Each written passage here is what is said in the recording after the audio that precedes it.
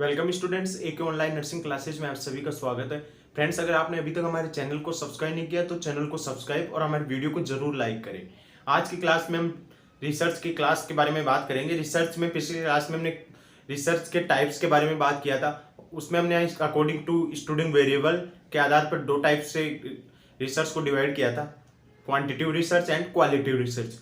और second point था अपना according to the purpose of the research. Purpose of the research के आधार पर भी दो टाइप्स थे, मैंने आपको पिछली क्लास में बता दिया था, basic research and applied research. तो बेसिक रिसर्च और अप्लाइड रिसर्च के बारे में बात करने से पहले हम पिछली क्लास का एक थोड़ा सा रिवीजन कर लेते हैं। पिछली क्लास में हमने क्वांटिटिव एंड क्वालिटिव रिसर्च का डिफरेंस देखे थे। वहां पर हमने जो फर्स्ट अपना डिफरेंस था, उसके बाद वो डिफरेंस था नेचर कौन सा होता है। तो आपको पता है क्वांटिटिव यानी क्वांटिटी नाप रहे हैं इसमें, और क्वालिटिव, दोनों के बारे में बात की थी। तो क्वांटिटिव का नेचर मैंने बताया था न्यूमेरिकल। कौन सा? न्यूमेरिकल, यानी इसको मेजर कर सकते हैं। जैसे मैंने आपको एक एग्जांपल लेकर बताया था, आईसीयू में कितने पेशेंट है, बेड सोर के कितने पेशेंट है, तो उनको ना बता तो सकते हैं ना कि आईसीयू में 15 पेशेंट बेड सोर के हैं। वैसे ही मैंने आपको बताया था कि जो डाटा कलेक्ट किए जाते हैं, जो चुनाव होते हैं उस टाइम इस पार्टी को इतने परसेंट मिल रहे हैं, तो वो क्वांटिटिव रिसर्च होती है। और ये क्वांटिटिव रिसर्च मैंने आपको अच्छे से समझा दिया था। उसमें मैंने हाइपोथेसिस टेस्ट पर होती है और वो सोशल फिनोमिना, ये नैरेटिव फॉर्म होती है। कौन सी? क्वालिटेटिव।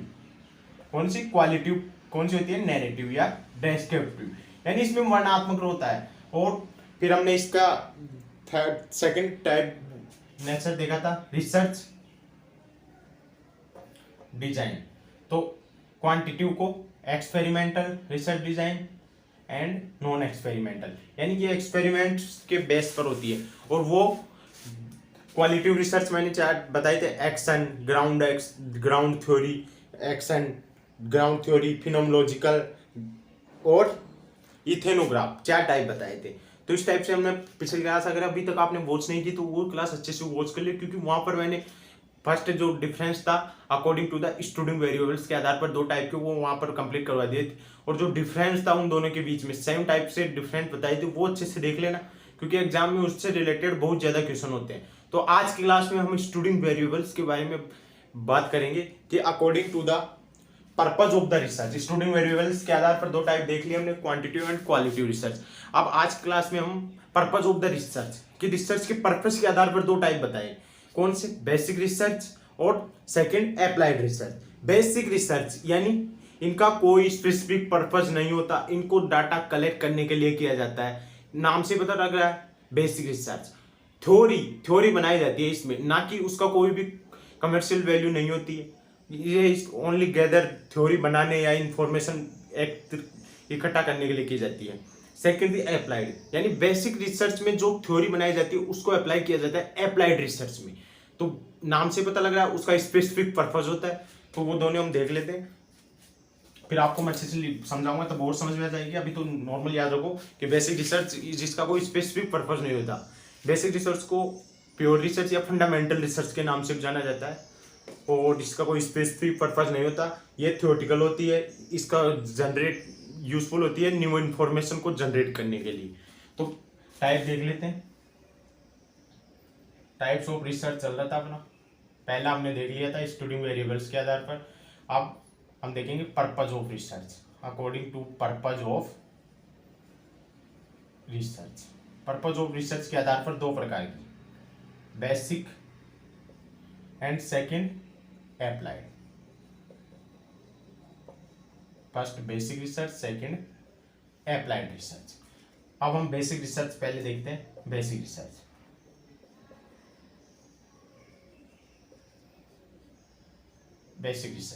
बेसिक रिसर्च मैंने बता दिया कि दो, इसको किस नाम से जाना जाता है, आल्सो नोन एज फंडामेंटल या प्योर रिसर्च। प्योर रिसर्च के नाम से जाना जाता है, फंडामेंटल या प्योर रिसर्च के। इसको क्यों किया जाता है? It basic research generate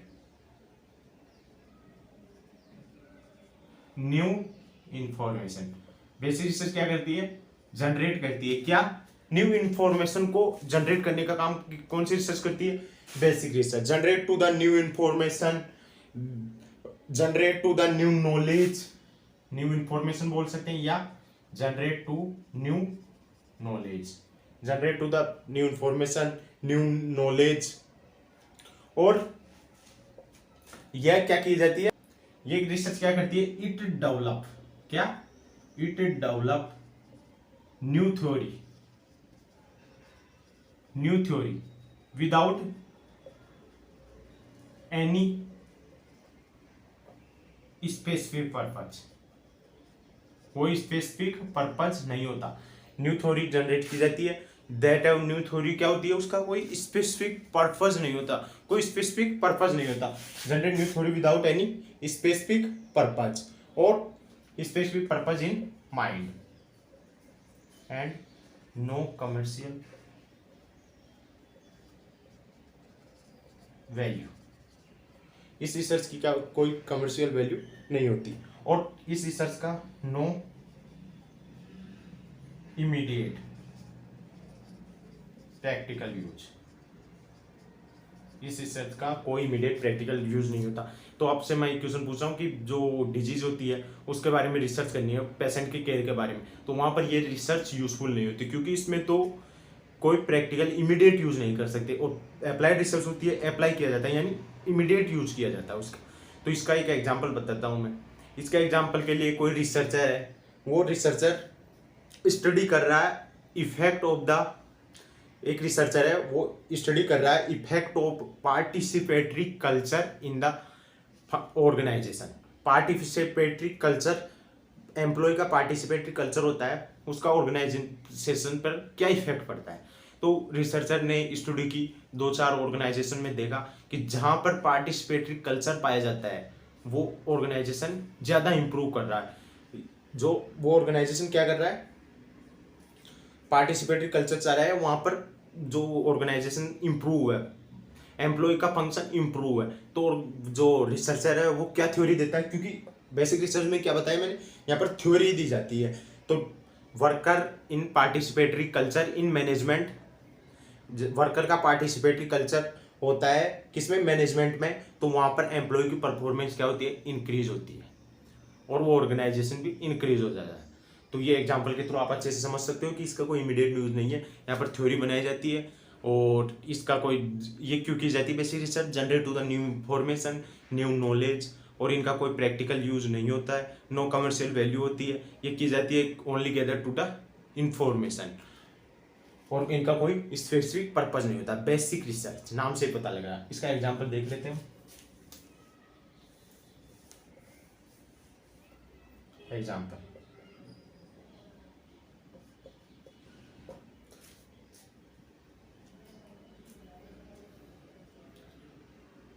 a researcher have study on participatory culture in organization, effect of participatory culture in the organization. तो कि पार्टिसिपेटरी कल्चर का ऑर्गेनाइजेशन में क्या इफेक्ट पड़ता है? किस पर? ऑन वर्कर या एम्प्लॉय परफॉर्मेंस, वर्कर या एम्प्लॉय की परफॉर्मेंस पर पार्टिसिपेटरी कल्चर का क्या इफेक्ट पड़ता है। तो रिसर्चर क्या करेगा? ऑब्जर्व करेगा। रिसर्चर क्या करेगा? Observe that those organization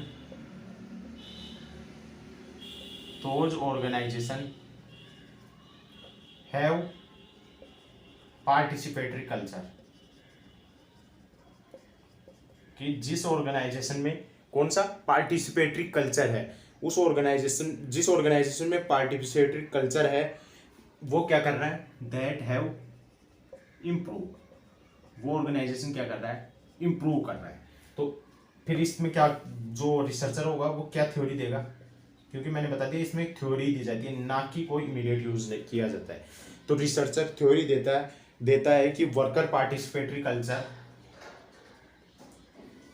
worker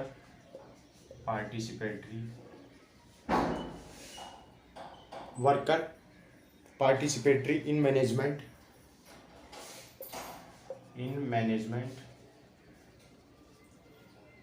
worker का पार्टिसिपेटरी कल्चर में, अगर पार्टिसिपेटरी कल्चर रहता है मैनेजमेंट में, दैट हैव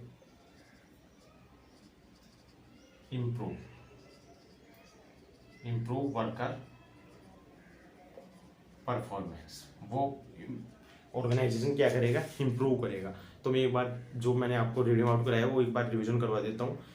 हमने देखा कि पहले हमने रिसर्च के टाइप देख रहे थे, तो अकॉर्डिंग स्टूडिंग वेरिएबल्स के आधार पर दो प्रकार के बताए थे मैंने, क्वांटिटी एंड क्वालिटी। वो हमने पिछली क्लास में वॉच कर लिया, अच्छे से बता दिया मैंने। अगर अभी तक वॉच नहीं की तो पिछली क्लास अच्छे से वॉच कर ली। अब हम बात करते हैं second type, based on purpose of the research. Purpose के आधार पर दो टाइप की होती है, basic and basic and applied research. Basic research को दो नाम और जाना जाता है, फंडामेंटल या प्योर रिसर्च के नाम से जाना जाता है। इसका ये रिसर्च क्यों की जाती है, न्यू इन्फॉर्मेशन को गैदर करने के लिए, न्यू नॉलेज के लिए, और इनका कोई स्पेसिफिक पर्पस नहीं होता, नो कमर्शियल वैल्यू, कोई कमर्शियल वैल्यू नहीं होता, और कोई इमीडिएट यूज नहीं होता। फिर मैंने इसको एग्जाम्पल के बेस पर बताया। मैंने आपको समझ गए होंगे कि इस बेसिक रिसर्च में क्या दी जाती है, ओनली थ्योरी दी जाती है, कोई यूज नहीं होता इमीडिएट। जो बेसिक रिसर्च में जो थ्योरी दी जाती है वो अप्लाइड रिसर्च में अप्लाई की जाती है, तो उसका स्पेसिफिक पर्पज होता है, वो आगे पढ़ेंगे। फिर हमने एग्जाम्पल में बताया कि एक रिसर्चर है, वो क्या कर रहा है, स्टडी कर रहा है participatory culture in the organization of worker performance. Worker होते हैं, एम्प्लॉय होते हैं, उनका पार्टिसिपेटरी कल्चर से क्या इफेक्ट पड़ता है ऑर्गेनाइजेशन पे। तो रिसर्चर ऑब्जर्व करता है कि जिस ऑर्गेनाइजेशन में पार्टिसिपेटरी कल्चर है वर्कर का, वो ऑर्गेनाइजेशन या वर्कर की परफॉर्मेंस इंप्रूव हो रही है। तो रिसर्चर थ्योरी देता है कि participatory culture in management increase to the worker performance. तो ये कौन सी रिसर्च हो गई, अपनी बेसिक रिसर्च। अब सेकेंड टाइप देखते हैं, अप्लाइड रिसर्च।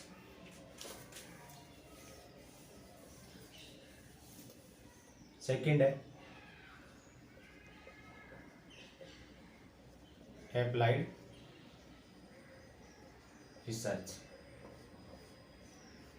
अब अप्लाइड रिसर्च में क्या होता है, ये उससे बिल्कुल डिफरेंट होती है। सेकेंड है अप्लाइड रिसर्च। नाम से आपको अप्लाइड रिसर्च से पता लग रहा है कि अप्लाइड यानी इसका इमीडिएट प्रैक्टिकल यूज होता है, कोई स्पेसिफिक पर्पज होता है। देख लेते हैं हम, the name applied. Applied name से पता लग रहा है दैट हैव स्पेसिफिक पर्पज। क्या होता है इसका, स्पेसिफिक पर्पज होता है, प्रैक्टिकल यूज होता है। क्या होता है इस रिसर्च का, प्रैक्टिकल यूज होता है and practical application.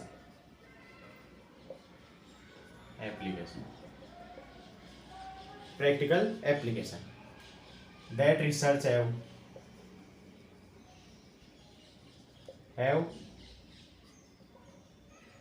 Immediate use. क्या होता है इस रिसर्च का, इमीडिएट यूज होता है, immediate use of the make solution. इस रिसर्च का क्या यूज होता है, मैक टू सॉल्यूशन और इवाल्वेशन ऑफ रिजल्ट।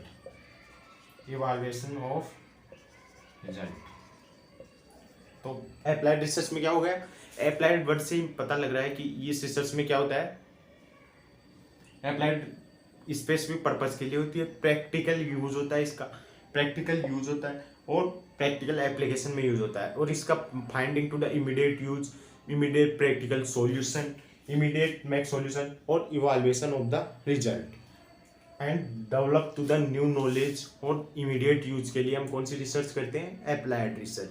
अब इसका एक एग्जांपल के थ्रू मैं आपको अच्छे से बता देता हूँ, जिससे आपको अप्लाइड रिसर्च अच्छे समझ में आ जाएगी। एग्जांपल देख लेते हैं हम।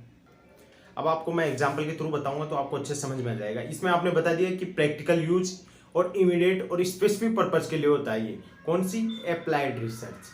तो हम एग्जाम्पल देख लेते हैं। A researcher conduct to assess effectiveness, एक रिसर्चर है उसने assess effectiveness to conduct different technique of pin site care and prevention of the pin site infection. Researcher conduct कर रहा है, रिसर्च कर रहा है कि पिन साइट के टेक्निक, दो different technique of the pin site care. Pin site infection हो जाता है, कोई पिन साइट इंजरी होती है, वो कोई भी बाहर से ऑब्जेक्ट होती है वो पेनिट्रेट हो जाती है इनटू बॉडी, तो उसको बोलते हैं पिन साइट इन्फेक्शन। तो पिन साइट इन्फेक्शन के प्रिवेंशन या इन्फेक्शन को क्योर करने के लिए, इफेक्टिवनेस के लिए रिसर्चर रिसर्च कर रहा है, यानी उसका क्या होगा, एक स्पेसिफिक पर्पज हो गया, यानी वो डिजीज को क्योर करना चाहता है। जो वो रिसर्चर बताएगा, उसका जो सॉल्यूशन रिसर्च करेगा वो इमीडिएट यूज होगा, क्योंकि पिन साइट का कोई पेशेंट है उसको इमीडिएट यूज करेंगे उसके लिए। तो researcher interested to solving of the current problem को सोल्व करने के लिए इंटरेस्टेड है। तो रिसर्चर कहेगा कि pin site infection among with external, pin site infection से कैसे बचा जा सकता है, among with external skeletal fixation. तो ये स्पेसिफिक पर्पज और करंट सिचुएशन होती है उसको क्योर करने के लिए किया जाता है, यानी क्योर ऑफ डिजीज। डिजीज को क्योर करने के लिए कौन सी रिसर्च की जाती है, अप्लाइड रिसर्च। तो अपना टाइप्स ऑफ रिसर्च कंप्लीट हो गया। अगर आपने अभी तक वीडियो को लाइक नहीं किया, वीडियो को लाइक और हमारे चैनल को जरूर सब्सक्राइब करें। आज हम अगली क्लास में need and purpose of the research की क्लास स्टार्ट करेंगे। अगर आपको अभी तक हमारी वीडियो मतलब ये टाइप्स ऑफ द रिसर्च समझ में नहीं आया तो एक बार वीडियो को वापस वॉच करो, क्योंकि आज क्लास में मैंने कुछ नहीं बताया। Types of the research according to the purpose के आधार पर रिसर्च दो प्रकार की बताई मैंने, बेसिक एंड अप्लाइड। नाम से पता लग रहा है बेसिक रिसर्च कोई स्पेसिफिक पर्पज नहीं होता, इसको जनरेट इंफॉर्मेशन न्यू नॉलेज के लिए ये की जाती है। तो ये आपको ये ध्यान रखना होगा। अगर आप, और सेकंड थी अप्लाइड रिसर्च, उसमें जो बेसिक रिसर्च में जो थ्योरी बनाई जाती है उसको अप्लाई किया जाता है कौन सी रिसर्च में, अप्लाइड रिसर्च में।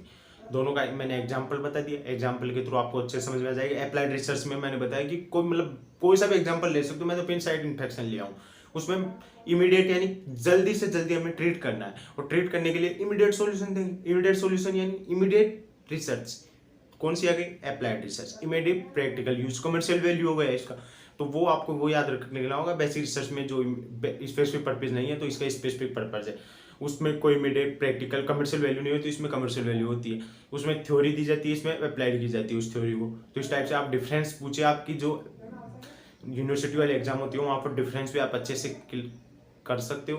तो मैं आपको बता दूँ, ये आप रिसर्च की क्लासें हैं थोड़ी बोरिंग होती है, लेकिन मैं आपको अच्छे से बिल्कुल एक्यूरेट अच्छे से मतलब इंटरेस्टेड ला के उसको अच्छे से समझा रहा हूँ। तो आपको अगर वीडियो थोड़ा सा भी पसंद आए, वीडियो को लाइक और हमारे चैनल को जरूर सब्सक्राइब करें। धन्यवाद।